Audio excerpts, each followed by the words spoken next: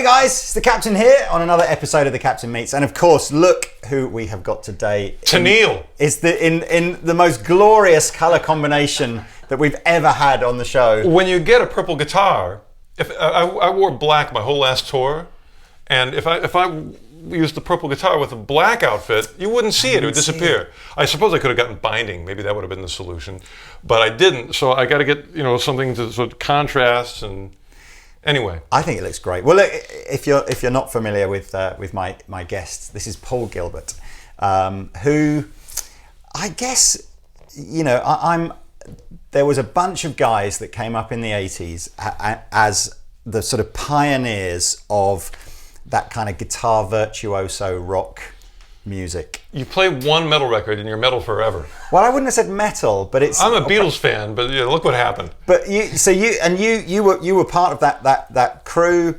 For me, and I think lots of other guitar players. You probably did more towards perhaps a more musical and more sort of based in. Perhaps more sort of 60s and 70s pop than perhaps some of the other guys. But anyway, look, it's Paul Gilbert. What am I talking about? Well, I got to introduce myself with something important. Do that then. Which is just to do this.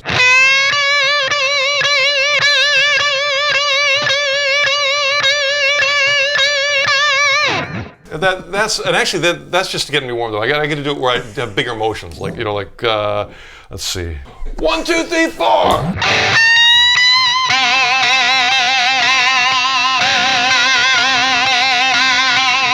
Okay, now we can talk. That's a great tone. So look, take us back. I mean, I want to try and go through kind of everything really, from sort of early inspirations that made you want to be a guitar player through to what you're up to now and how the teaching thing's going and the touring and being a dad and how that fits in with playing guitar and everything.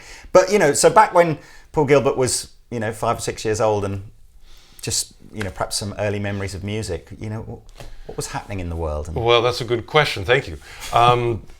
When I was 5 or 6, I thought guitars looked really cool, but I had no idea what they sounded like.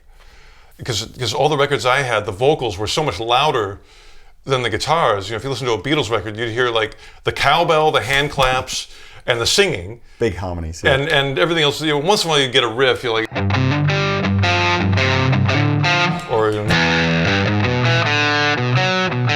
But, the first time I really heard like guitar that was guitar was, and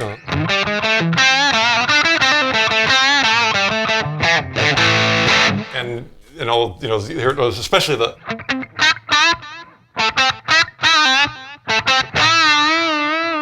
Can you remember that? Because you're just about the right age to possibly have early memories of what that was like. But I suspect probably at that age you're not old enough to be aware of the impact it's having. The bands, when I was 5, I was listening to the Osmond Brothers because they were on TV. Yeah.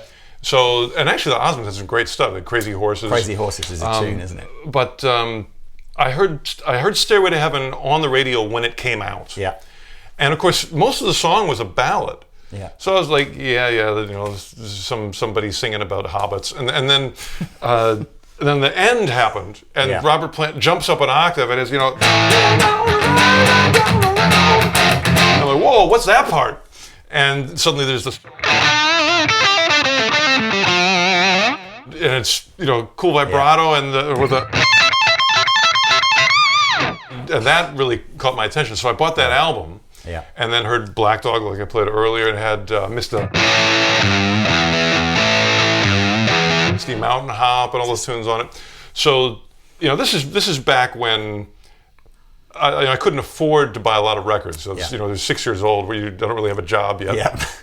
So there would be like radio specials. They'd be like, tomorrow night at 8 p.m. Led Zeppelin 2 hours. Yeah. And I would get out. I didn't even know how to record what I used to refer to as through the wires. Yeah. So I would just tell my whole family, you got to be quiet at 8 p.m. because I'm going to be in my room with the little tiny cassette player with a microphone out the speaker, and I would be recording through the air. Awesome. And I would listen to that cassette, and that's the first time I heard like.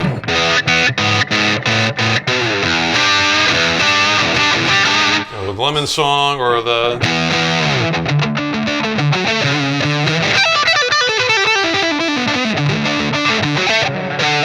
Good Times, Bad Times, and I was just, it was 2 hours of this just coming out of the radio for the first time, just blowing my mind completely. I'll never forget the first time I heard the Lemon song with those accents. And I was in front of my mirror with my fist in the air going, I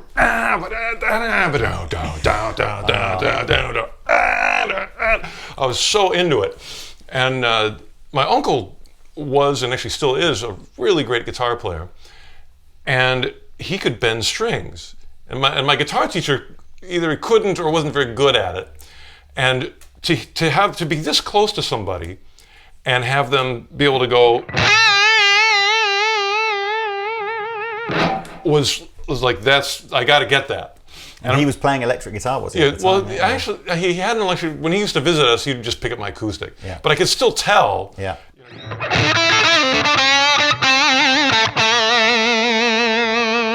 Had it, and I remember thinking like Mick Ralphs from Bad Company was kind of my goal in terms of like what a professional guitar player should be able to do. And I didn't, I became like this fast person, but that wasn't even on the map. I just wanted to be able to go like rock steady, be able to control it and not be like. Just wanted to have that control. And it took years, but finally I kind of figured it out. So was there a point where you went from, sort of playing for fun to sort of going, actually this has had quite a profound impact on me now and I'm sort of going to take this much more seriously? When do you think that happened? Well, I took lessons when I was 6 and I quit almost immediately because it was sight reading. Right. And which was just and nursery rhymes. It was, and the teacher, I'm sure he played well, but it wasn't rock. Yeah. And I really wanted to play rock, so I decided to take drum lessons, and it was the same thing, like the Haskell hard drum method, traditional grip, playing only on a snare. Yeah. And so I just, decided to buy a stereo, and I thought, I'm 6, I can wait. Yeah. So when I was 9, I still had my acoustic, and I just started playing by ear. And my technique was terrible. I only used one finger in my hand. I did all upstrokes, and I think I remember hearing Barracuda by heart. And I was doing all upstrokes. I'm going like that's the fastest thing. How do you do that? And finally, I took some lessons, and with the teacher was my second teacher was much better, and he turned me on to Black Sabbath and showed me downstrokes and showed me how to operate, how to read chord symbols, because I had this Beatles book.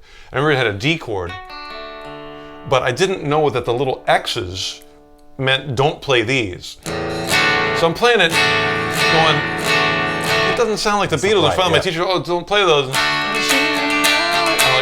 like, now it sounds like a chord. And he taught me a bar chord, which seemed impossible at first. And the pentatonic scale. Were you in LA at this time, or is it you? Oh no, I was in rural Pennsylvania. Right, okay. A good place to practice because there's not much else to do, except worry about when you graduate from high school and have to get a job doing hard labor. So that was sort of my way out, because I don't have the arms for hard labor. Maybe they could grow, your but back would be ruined, wouldn't it? By now, it's just like you don't have the low enough center of gravity for hard labor. Yeah, this is I'm not built for that. But the hand, these work pretty good for that kind of stuff. But none of that really exists, because that's what sort of fascinates me. Is when you look at the sort of all the sort of the Hendrix, Zeppelin, Sabbath stuff, which was kind of just fast blues with more distortion on it. When did you really, that next step for you? Who was inspiring that kind of? Well, of course, Eddie Van Halen. Of course, yeah. And the whole, getting 3 notes on a string instead of 2, because pentatonic was, not only a set of notes, but if you're a guitar player, there's a common way to play it, which everybody knows, does the box, that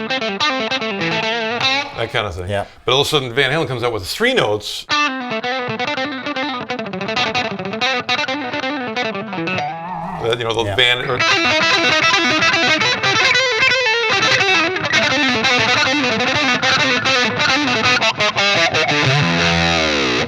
I just realized the one problem with these pants is the whammy bar gets caught on the pocket. Oh, in the cargo pocket. But you know, we're going to be standing up later. That's an oversight.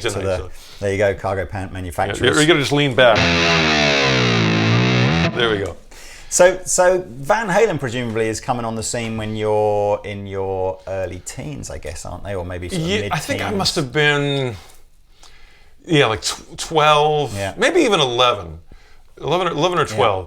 And I switched guitar teachers, and I remember taking Eruption into my teacher and saying, "What's going on here?" Yeah. And he showed me the...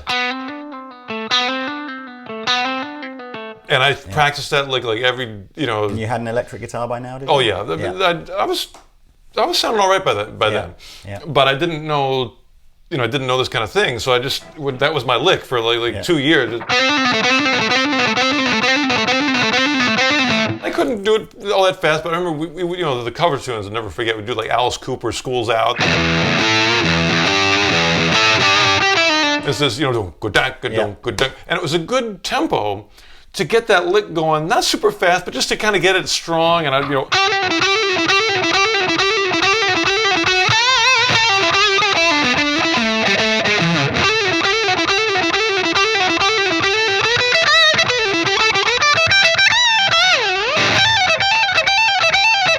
play it in time, and sort of get it so it sounds good. Yeah. And that's the thing with the fast stuff is like it's not only playing it fast, it's actually retaining the tone and still having it be like sonically valid. I think that was we're kind of jumping miles forward here, but the first time I got to see you play live was at an Ibanez clinic. I think it was probably, you may have still been in Mr. Big. You'd certainly had the big hit. And you played a clinic with an Ibanez guitar into a Laney stack and just a Boss DD3 delay pedal. Yeah. No other pedals. And I could not believe the fluidity, the evenness of all the sort of notes and everything you were picking at ridiculous speed as well. And I guess that's when it was one of the first ever times I think I began to see this idea of going from there's a point where the fingers can play the licks, but then there's a whole ton more practice goes in after that to get that. I like this question. Yeah, I don't even know what the question is. It's a good point. It's not even a question. It's like a good compliment. Yeah, I remember that. So let's go back to. Obviously, you're in early bands, but you were a Berkeley or an MI. A GIT, which is under the umbrella of MI. Yes. So was that very much a formative part of you, or were you kind of, were you pretty tasty before you went into that, and it was just sort of? I went at the perfect time for me, which I had already been playing for about 8 or 9 years, so I was pretty ripping already.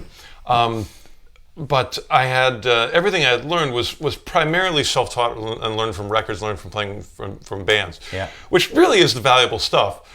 But there's certain things that are easier to learn at school, and those were music theory, ear training, other styles, and just sort of getting things that would allow me to never be in a rut ever again. And that was starting to happen, where I was starting to really... the good part about being in a rut is you sound like yourself and you have a style. Yeah. But the bad thing is you're stuck there and you can't ever get out of it, and you might get tired of sounding like yourself. And just learning, we learned the harmonized major scale, and that idea opened up what modes are. Not that I was playing so fast at the time that, as time's going on, I've learned that any kind of harmonic message is about emphasis. And with modes, it's about emphasizing certain parts of it. When you play as fast as I did then, there was no emphasis. Everything got equal emphasis because I was burning through it. But anyway, it really gave me a language in which to communicate with musicians and how to think about the fretboard, which, to this day is really valuable to have. Yeah, that's probably that first. It's good advice to anybody that's out there. I certainly know, back in those days, the music college that you went to was almost unique in the world, wasn't it? But now there are there's Google and YouTube. Well, and there's lots of good colleges, and I think guitar as a guitar. There's my online school at Artist. We are going to talk about that. Yeah. Worry not. But this idea of taking a high school or a college kind of proper education in guitar is quite normal now, I guess, for people in the UK. And I'm wondering, is there anything that you regret about that time, or was it all very positive? Because I think you're there for probably, for most people, you're there for maybe 1 year or 2 years. It's at an age where it's party time. You're the right age. You're probably in a band. It's it's like, so you don't want to necessarily come out the other side and just go, what a wait, I had fun, but what kind of advice, if you've taken it that seriously? Well, I was into it, and I was so happy to be going to a school where I was interested in what they were teaching. I was in high school before that, and it wasn't it was a high school in a rural community in America, so we weren't learning, it wasn't the best school in the world, and it was boring. Yeah. And so finally, like, everything that we were studying, I was interested in, maybe with the exception of sight reading. Mm-hmm. But even that, I thought, well, I'm here, I'll give it a go. So, I never became really fluent at it, but I had to pass the test, so I worked on that somewhat. And at least I got familiar with the language of it. And again, it gives you a different way to visualize things. So that was valuable. But I would say the thing that's, every musician, I think it's okay to have your own preferences. Not everybody has to like what I like. But growing up listening to 70s AM radio and hearing, I'm not in love, but don't forget another silly thing I'm going through, which is a keyboard song. Yeah. And realizing, like, I don't want to be dumb because I'm a guitar player. I want to know those smart chords that the keyboard guys know. Right. And I remember hearing Martha, My Dear, I don't remember how to play it, but that song on the radio, and I grew up with that song. Right. But I remember hearing it on the radio and thinking, if Paul McCartney had never written that, and suddenly I was walking along and the whole song just dropped into my head, I wouldn't be able to get it out because I'm not a piano player. Yeah. And I thought, that's just a crime, because I want to be good enough on my instrument where any idea that I get, I'm able to make, bring to reality. Yeah. So I started figuring out all this piano stuff, and my chord knowledge from what I learned at GIT, how chords are put together, allowed me to figure out, I was really into Todd Rundgren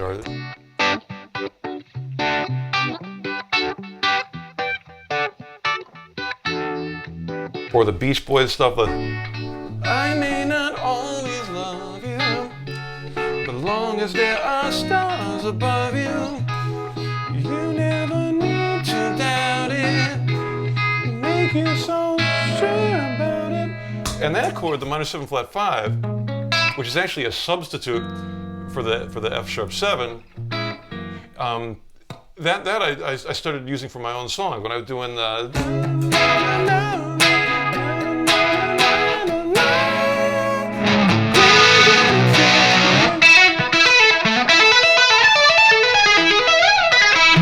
that came from learning Beach Boys and Paul McCartney, or the My Love Doesn't Go.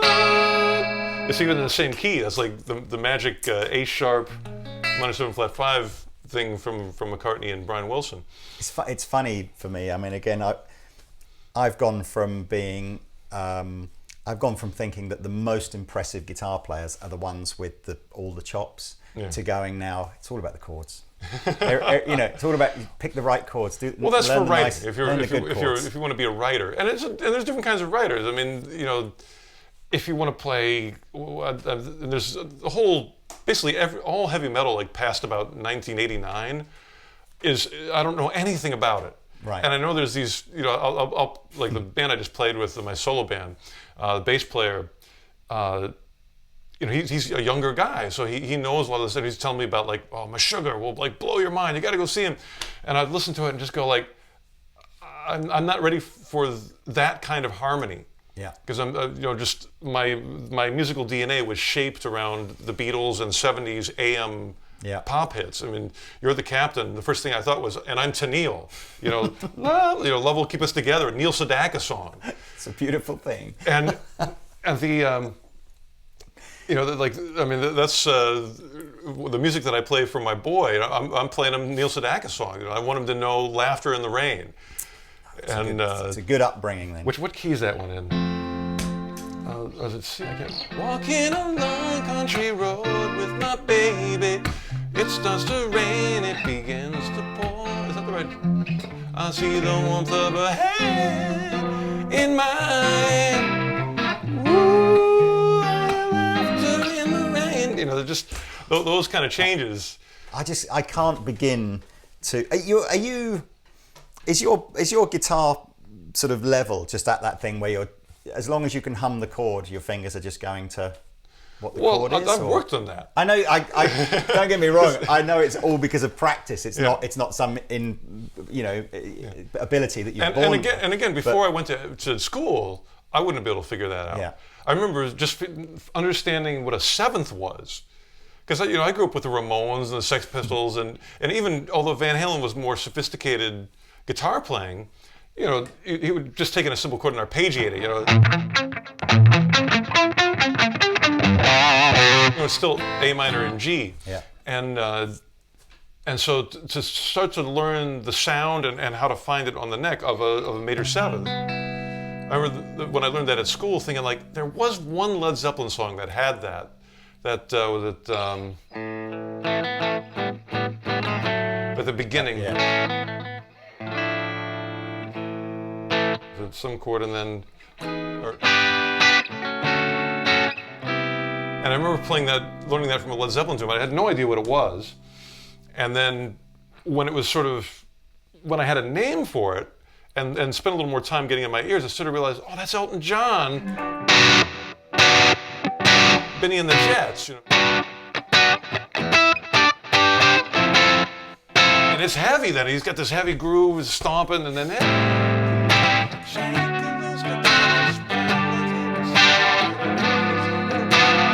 So, it's just... Are you the best covers band in the world, bar none? Is it literally, do you just turn up and any wedding, bar mitzvah, anything, you just go, just write down any song that you want and I'll just play it for you? As long as it's sometime between 1964 and 1984.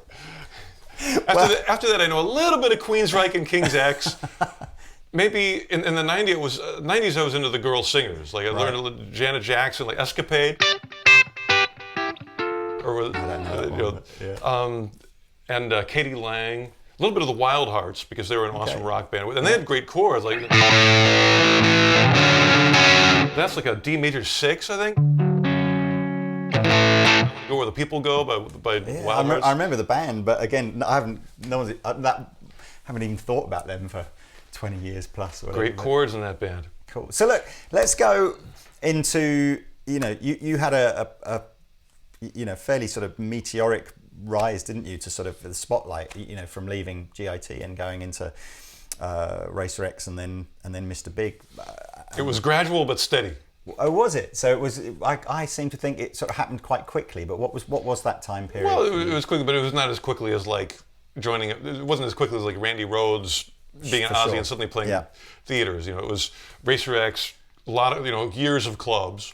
Oh, okay. And then Mr. Big, club tour, and then we got a little better in Japan, and then the next album, kind of the same thing, and then finally towards the end of the run, we had the acoustic ballad that became a big hit. Yeah. But that was like, by that time the record company had given up on us. Really? we were just ready for the trash bin. I almost thought we lucked out at the last second. Yeah. I almost thought Mr. Big was almost kind of like a super group, almost predestined to stardom, just because of the. Well, in guitar circles, we could, it was Billy Sheehan and me, so we could get into guitar magazines.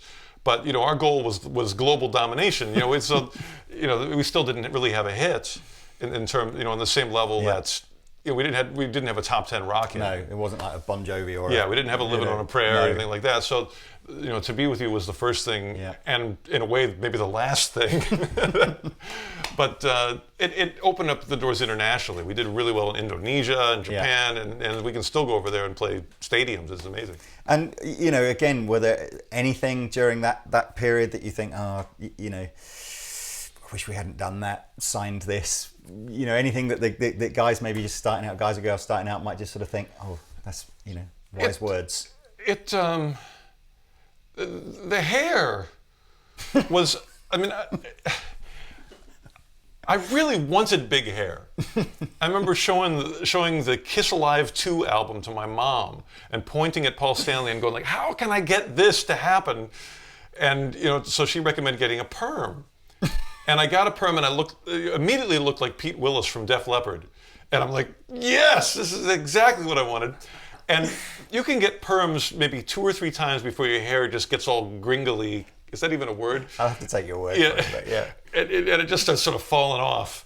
And, the chemicals take over. And by the time I actually moved to LA, when this is 1984, big hair is really the thing. Prerequisite. And all my hair had been gringled away, to use my imaginary word twice.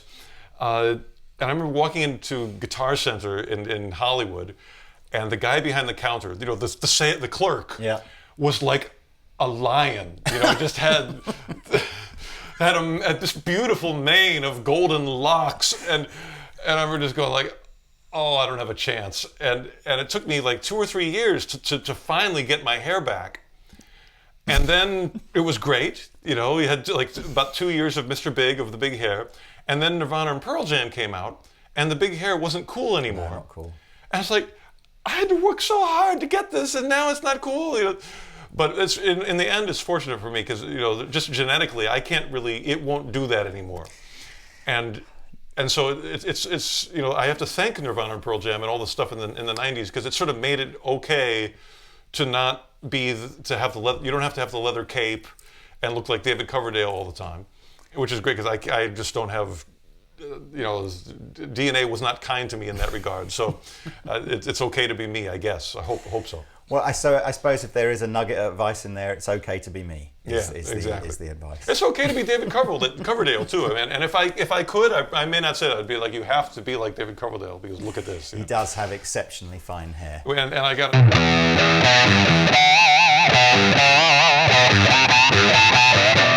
I know my Whitesnake too. You do. We were with Bernie Marsden on Friday night. Oh yeah. Talking old Whitesnake stories. The original stuff. Yeah, what was the cover? Did they cover Day Tripper or some? They covered some Beatles song way back in the Bernie Marsden. I remember seeing it on YouTube and going like, wow, I can't believe they did that. I just know that is probably one of the ultimate instances of how you can completely reinvent a band just visually. It's just same songs, just basically massive makeover, and then all of a sudden, boom, just So the big hair, you see, sometimes it obviously is critical. It's back then it was, and there would be those bands with like the one guy, like Extreme, the drummer had short hair. And I remember, during the era, sort of going like, I don't know about that guy. He doesn't fit, Oh, there we go. This is probably the best advice. We realise how utterly superficial the music guitars. industry. It's all about the look, isn't it? The big hair. Condition the ends. Actually, the funniest thing, when I first moved to LA, I grew up in this little town. I get out to LA, and the first musical celebrity I meet is Oz Fox, the lead guitar player from Stryper. Right. If you don't know, do a Google image search. Huge hair. And what did I ask him? Like, oh, it's great to meet you, man. How do you get your hair like that? The first question I ever asked a celebrity musician was about hair.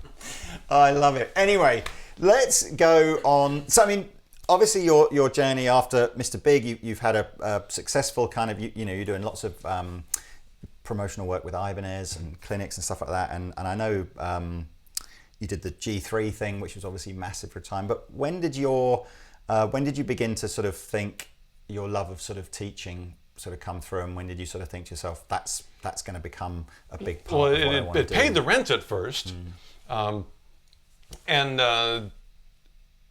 it wasn't something that I ever tried to do, but it was always something that people responded well to. And you know, if you do something and people like it, you tend to continue. It was funny though that my first official teaching job was at GIT, which was fantastic. It was like, because I wanted to pay the rent, and I got to stay in the building, which was a really inspiring place to be because just the vibe was there. And my first gig was doing private lessons. Went great, and then they decided to promote me to a classroom teacher, and I taught a class called Single String Technique. And there was a curriculum that I was supposed to go through, and I did. And then I would go through it as quick as I could, and then I would say, "But check this out," and I would rip through all my 3-note per string stuff that I was just on fire with at the time, and I would come out of that class every day thinking like, "I am the best teacher in the world, and I just played so well and inspired everybody." And about 2 weeks later, I got a call from the office, and they called me, and I bet they're going to give me an award, you know. And they said, like, "Paul, we're getting a lot of complaints from the students, and we're going to have to fire you from that class and put you back as a one-on-one instructor." And I couldn't have been more surprised. And what I'd been doing was showing off and not paying any attention to if the students were actually getting it or not. Yeah.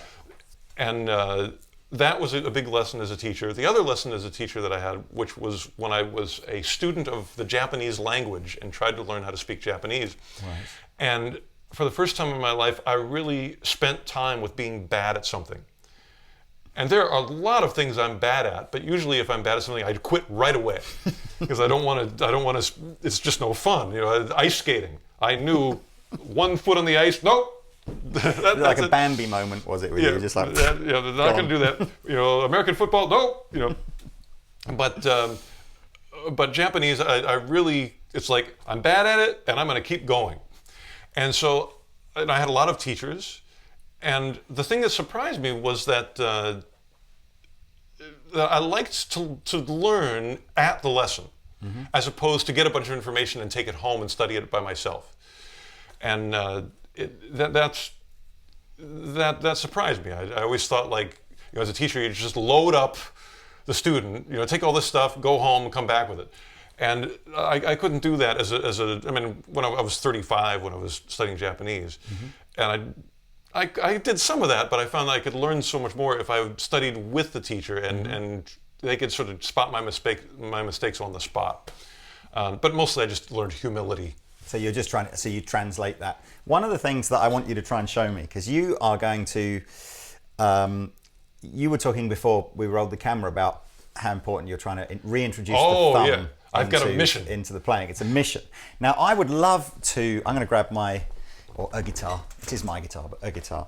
Because I struggle, and I wonder if there's just fundamental technique. I certainly, thank you very much. I certainly didn't learn, you know, I don't have a classical sort of grip or anything like that. Yeah. So I'm quite comfortable to have my sort of, but I struggle to, I know I'm fretting it, but I don't feel secure, and I also feel I've got to kind of overcompensate to get the thumb on. So We're talking about the thumb here. My mission is the thumb. Yeah, this would be that would be my, you know, my natural grip doesn't get the thumb over enough. So is there a technique? Well, let me show you. I should just plug into a different amp, and then that way we can do that. We have the technology. Yeah. Okay. Well, while you're doing that, I'll show you what you do, which is you have to play one note, and I'm gonna start you off with the easy one. Yeah. Which is E. Are you charging me for this lesson, by the way? Just want to be clear. I did already. That cable you gave me. That's true. I'll swap you that cable. You brought me a power cable for my compressor, which needed 18 volts. So I'm working that off. Right. Washing dishes and giving lessons. So play this E, and then, you know, as you do, support it. So you got 3 fingers on one note, and the thumb on top. So just one note. The low E right here. With your 3rd finger. Oh, sorry, with my 3rd finger. Yeah. There you go. So here's what you want to do. You want that note to come out, but you want to, with some level of violence, hit everything. but only that one note come Yeah. out. Oh, that's hot. You did it. Okay. Now you've got a clean tone, which is Yes. helpful. Can you get some more distortion out Yes, of that? I probably can. Hang on a second. Because we're doing rock here, so we got to really be able to control the fire-breathing beast of distortion. Right, so I've got gain. We're back in the room We're with back. gain. We got some distortion. So with both upstrokes and downstrokes, you want to So that's harder than it looks. What am I big playing? full, like you want the elbow, like full extension.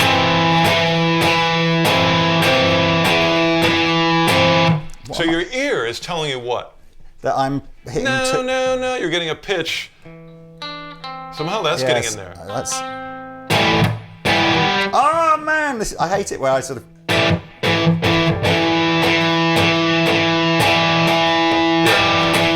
really.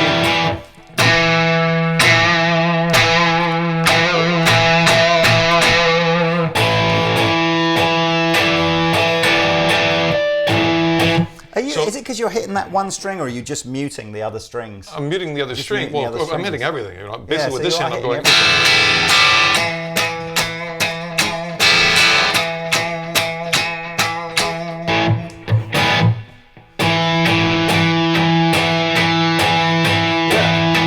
It is just a question of making sure that you're very consciously muting the other 5 strings. Well, you're conscious of it now. Yes. But if you do that every day, it becomes a habit. Yeah. And it's the best rock and roll habit you can have for cleaning up your not just single notes, but your fast stuff. Yeah. So for example, if you're doing a fast thing, like let's say you're doing let's see, I'm gonna warm up my hand a little bit, like.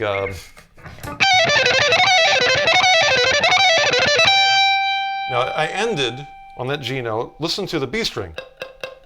So It's muted because I'm always muting whatever is around my fingers. Now, here's the next step of what I showed you, is you just go through your pentatonic scale.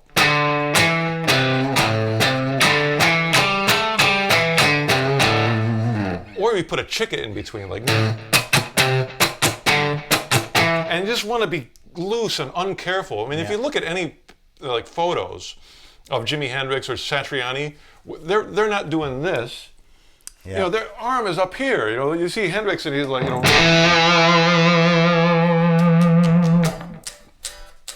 Oh man. So here's the one next thing that so I don't give you too much pain, is that's relatively easy to do. Yeah. With some practice on the lower thick strings. Yeah. As you go towards the ground, it gets harder and harder because the thumb, it does have its limitations. Yeah. So if you want to do that on the high E string, you start to have to bring in this hand, and check this out. Now, if you hit every string, it sounds like that. Yeah. But you can also do this. Yeah. Now I hit every string, but with this I stopped them all. The trick is to do this to the bottom strings, but let the top ones ring out, and that way you can get a single, because you're doing some muting with this hand, yeah. But you don't have to mute the bottom ones, you just have to take care of the top ones. So again, watch how far up above the string I am when I come down.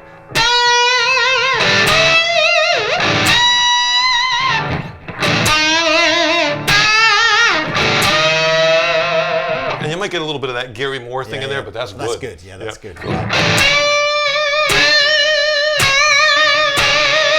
So, you give that a try. So instead of going,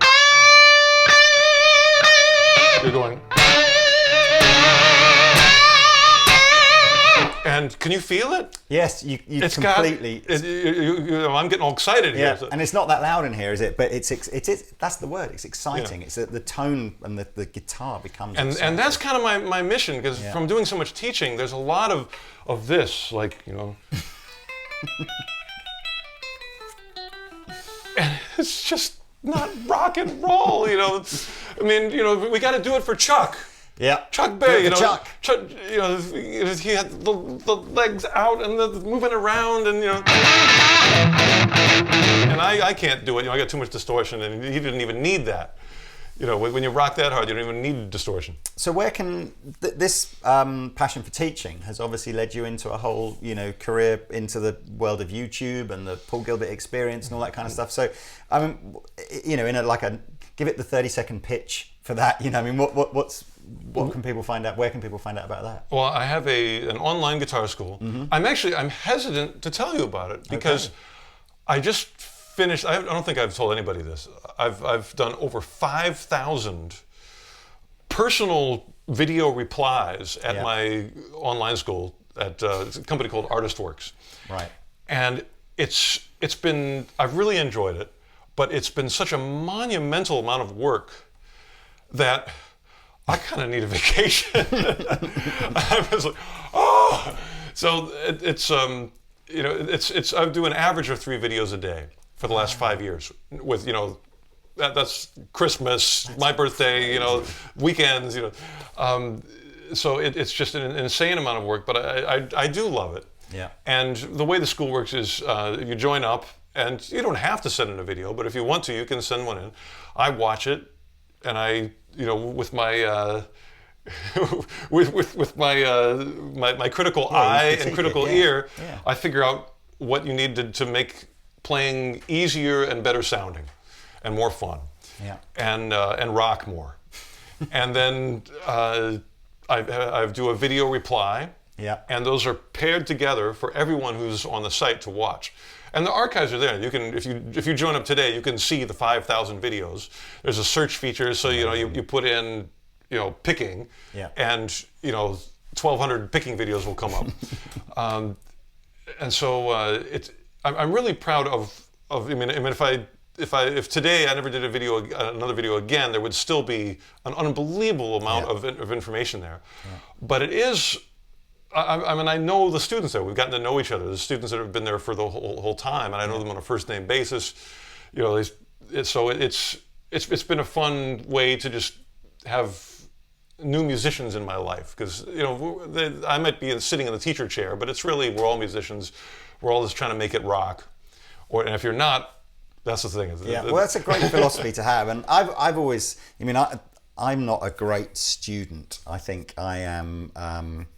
Your A chord sounded great. Thank you so much. Yeah. But I'm not a, you know, I've struggled. I have an attention span kind of issue, I think, and so it doesn't make me a great student. So I tend to just noodle the same over and over and over again. So I do know. I think I need to. I know that's my biggest failing. But I did remember again taking away from. I think that when I realised that of all the kind of the 80s guitar heroes, you know, you were going to be one of my favorites, if you like, was the tuition video that you did. I think it was not the first one, but the second one. You had the sombrero on and all the cheerleaders and tassels off the guitar and everything.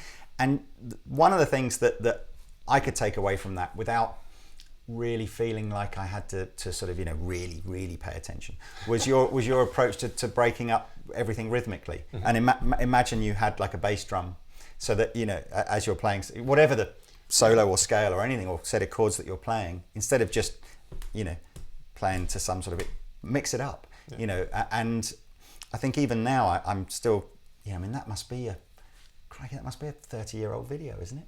You know, 25, 30-year-old. Well, rhythm is a way to make yourself louder without actually being louder, because instead of fighting the drummer, the drummer is now supporting you.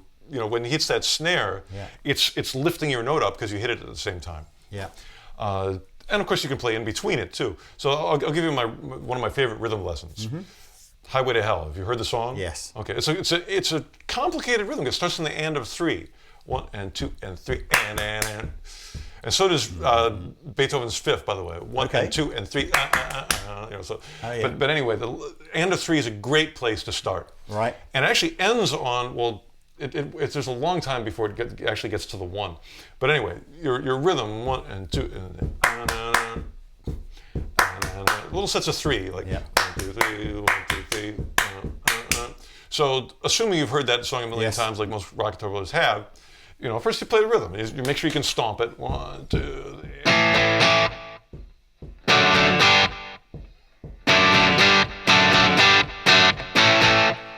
Then you strictly, you can't change it, you use that rhythm for your solo. Right. So you go 1 and 2 and.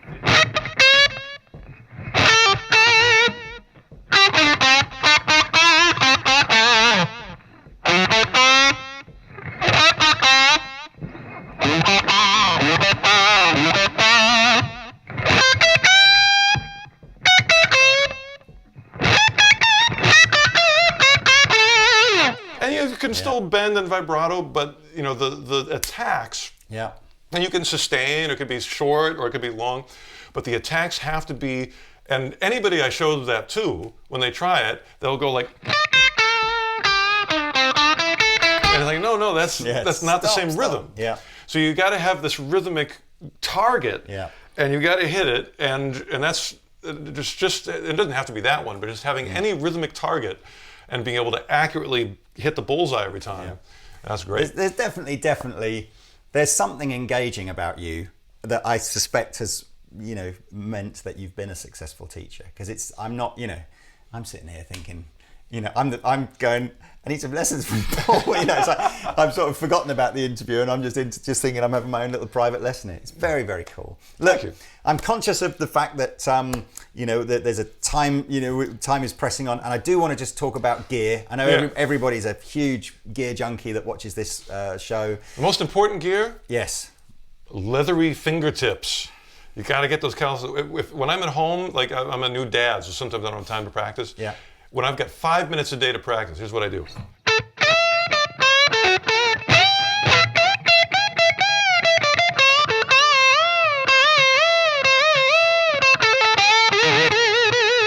Just to try on an acoustic. Yeah. Just to get those lines in my fingers. If I lose my calluses, I've lost everything. That's the most important gear. But this stuff's cool too. So how has your rig kind of changed? I mean, I know you've been a Marshall user for as long as I can remember. You've been an Ibanez guy, although the guitar's changed a little bit over the time. And you've got a fairly simplistic approach to your pedal board. I mean, is this a fairly typical Paul Gilbert rig, or if you were out with if you were doing a Mr. Big kind of reunion thing, would there be a 50 times bigger pedal board on the floor, or It's well, I like to have a pedal board that will fit in my suitcase. Mm-hmm. And sometimes when you do a tour, you have to do a carnet. Mm-hmm. Which is like a passport for your gear. You got to list it, and it's a pain if you have pedals. To have to write down the serial number of every pedal, and usually I can't see it anyway because I put Velcro. So I thought instead of writing down the serial number for each one, I would just make my pedal board into the Superboard 3000, and just put a serial number on there, and that way on the carnet I can just write Superboard 3000, and I don't have to go through the individual pedals, and so that's the other thing is the most important part of my pedal board is the Velcro, because that way every day I can just swap stuff out and put it wherever I want, and that thing wherever you want is so important, because look at the size of these boots, and they're those like MIDI Bradshaw thing. There's no way that if I tried to hit that pedal with this boot, I'd hit like 5 buttons at the same time. So I had to make sure that these are spaced out wide enough. This is really important because I'm singing when I'm playing, and I can't sing and look down and be careful to hit it.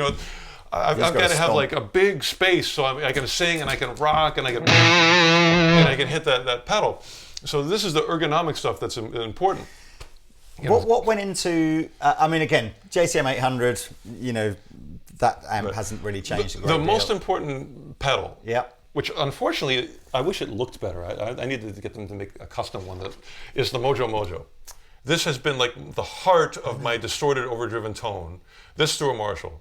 It's just crazy. It's brown, so maybe it's the brown sound. It's really simple. There's nothing, it doesn't explode or make weird noises. It just sounds so good. And it's like $50 or something, the Mojo Mojo. I don't know. Well, once you buy one, that's all you need. But it's it sounds so good. I do wish it was some other color. But do you play just over a straight clean sound in the Marshall and get all the gain from the pedal, or do you like to have gain from the amp and then? I've been getting less and less gain from the amp because when I tour, a lot of times I get what do you call it, the local gear. Mm-hmm. So I don't carry around my own amp. Mm-hmm. And I found that if I use a relatively clean sound, it's consistent. Yeah. Rather than having the one magic Marshall that I've got to have. I can get just about any Marshall as long as I don't have too much distortion. They tend to have a similar sound. Yeah. And it's a good sound. a pedal platform, if you will. Have you never gone down the route, perhaps, of going, down some of the new digital, whether it be Kemper or Max Effects? I've got a Kemper at home that I really like. The pedal board is too close together. Yeah. There you go, Kemper.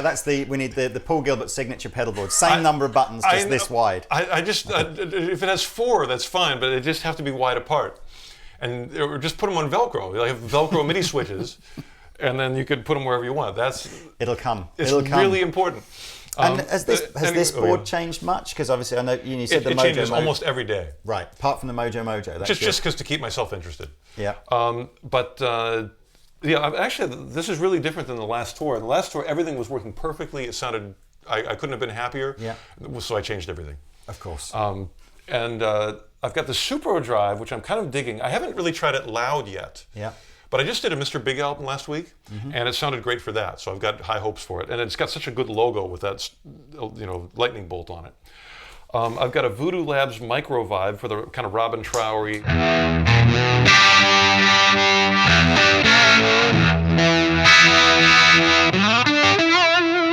Which is such a good sounding pedal. I actually tried that by accident because I forgot to bring my pedal board to a gig once. Yeah. And I borrowed somebody else's pedal board. They had that on there, and I'm like, man, I love this Voodoo Labs Micro Vibe. So I bought one, and the only problem was I didn't like the way it looked. Just somehow the colors, it was bugging me. So I took Robin Trower's Bridge of Sighs album cover and put it in Photoshop, made it purple so it sort of matched my guitar, printed it out on a regular piece of paper and taped it to the pedal. So there's my customized front. So now I can look at it and I don't go like, it's the wrong color. I must admit, as we all know, if you just pass me that little pedal on your table here, because it's all in the mind, isn't it? Find out more about. Well, this one also sounds really good, but it helps if it looks good too. No, so that's, and then you've got I can't remember what the Callisto. Vibrato and chorus. It's a chorus. I bought this one recently just from watching a YouTube demo because I thought it was a nice sounding chorus. And in the clinic tonight, I'm going to try to do. I'm actually going to turn my Mojo off. Use my Philosopher's Tone compressor and do.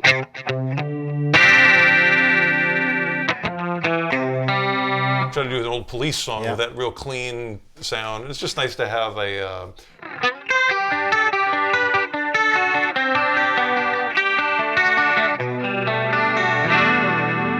that kind of 80s clean shimmery thing.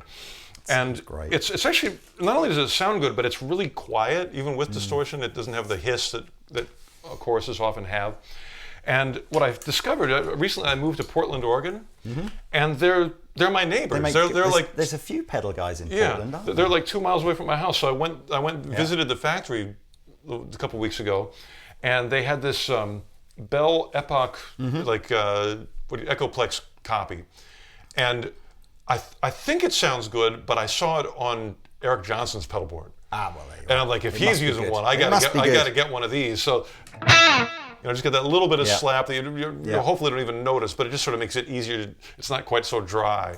That's and cool. When you do your, it has that little bit of slap that Eddie gets in the first album. So finally, then, let's talk about this purple beast. I for years and years you played, and we'll talk about this as well actually, but you played like the full size version of just essentially like a reverse headstock kind of the PGM 300 and its variations. And I guess to a certain extent, that's not a terribly out there guitar, is it? It's a pretty conventional sort of pointy double strap. cut. I love the painted on F-holds. I always thought that looked cool. And then this crazy thing comes out, the Fireman. And this is in its second revision now, I think, in terms of body shape, is it? Or it's kind of the same, but the Fireman is basically started as an Iceman. That's right. The Paul Stanley guitar. Yes. Which I always loved. Right. Because Paul Stanley played with Rick Nielsen from Cheap Trick had one on the back of the Live at Budokan album. He's playing one, and so I always thought it was a cool shape, and I put it in Photoshop, flipped it upside down. Yeah. You needed a hole cut out so you could get to the high notes. Yeah. and then I came up with the pick guard, the little thing that sort of matched, so it's the symmetry with the point. Yeah. And initially I had the pickups were angled. Right. And so I've just been doing experiments with different pickups and colors and that sort of thing. And but the one thing is on these guitars, a lot of them had whammy bars, and recently I've been playing just like stock whammies, which I love the sound and feel, and the tuning is surprisingly good with the locking tuners. But it's not, it's still not a locking system. Yeah. So you have to be a little careful with the tuning. And from doing a whole tour with that guitar, it was like I was in tune 90% of the time, but there would once in a while be that show where it's just like, oh, something a little out. And so, I thought, well, Ibanez is really, they probably have more experience than anybody with the locking things, because with their endorsers Steve Vai and Satriani, those are like the premier whammy guys of the planet Earth. So I thought, Ibanez knows their whammies. Let's see if they can put one on a Fireman. Yeah. And I forget why. It might have been because of the neck angle or because of the thickness of the body, but for some reason they said they couldn't do it to the stock Fireman. Because I just said, why don't you take just a stock model and just and modify it with the whammy? And they said we have to actually change the guitar slightly to make it work. And they said, we'll do it, but we'll have to make you one from scratch. Mm-hmm. And I said, well, as long as you're making one from scratch, let it be purple. If you've never seen, orange, yellow, and purple rocked quite so tremendously as it is here, I mean, that I'm loving the fact as well. On Instagram the other day, there was an old DiMarzio ad of Carlos Cavazo from Quiet Riot. I'm not the first. You're not the first. I'm not the first. And it's a great look, and it works so well as well. I always feel like with a black T-shirt on with the sort of the grey and brown background.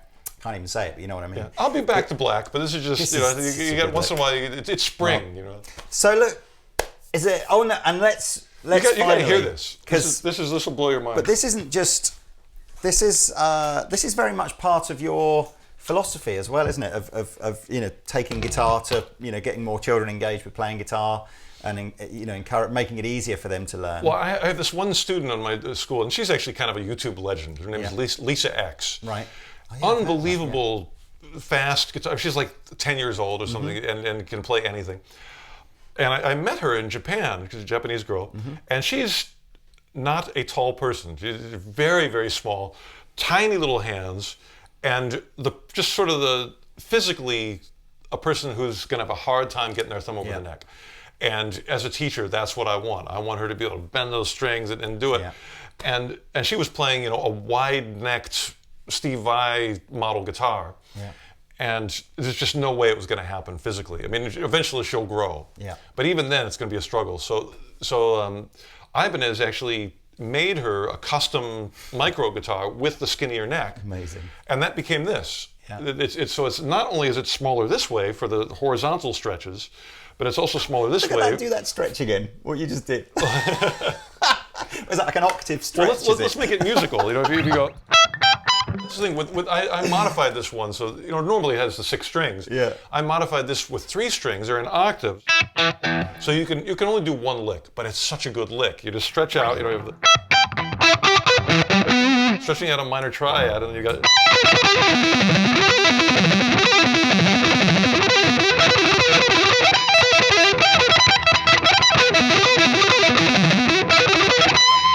So it's the intro of Inagata Davida times 1,000. You could do the.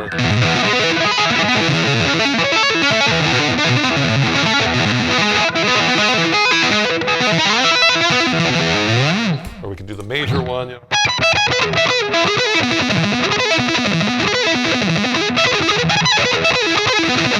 So you can just get crazy arpeggios.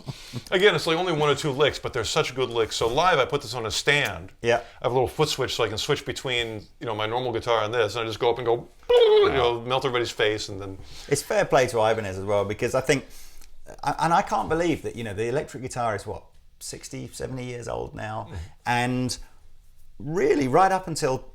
Very, very recently, the idea was if you had a half-size guitar or a reduced-size guitar for kids, it would just be crap. It would just be like the only reason to make it would be to make it as cheap as possible. Yeah. And it's like, I don't think that many kids until they get to probably 12 or 13 years old are really truly comfortable with a full-size. Yeah, I mean, when I started, my first guitar was a short-scale acoustic.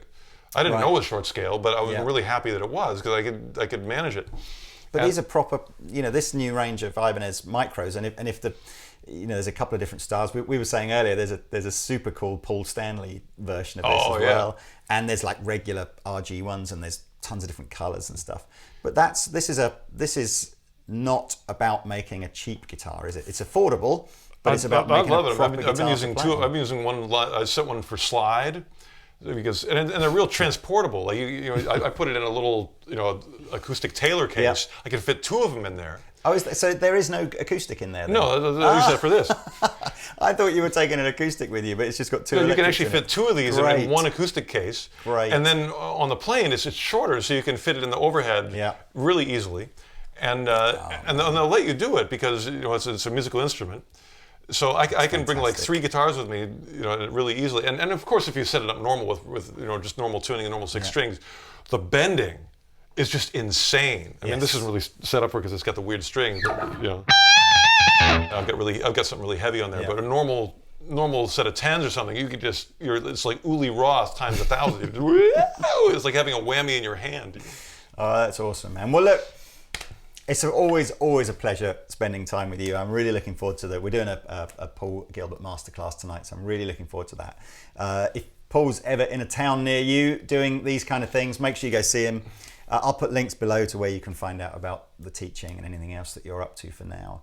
But thank you so much, sir. Great to see you, Lee. Thank you so much. Thank you for the shirt. Anytime, man. And the cable. Anytime. Anyway, right. Thanks for watching, guys. We'll see you next time. Happy days. All right.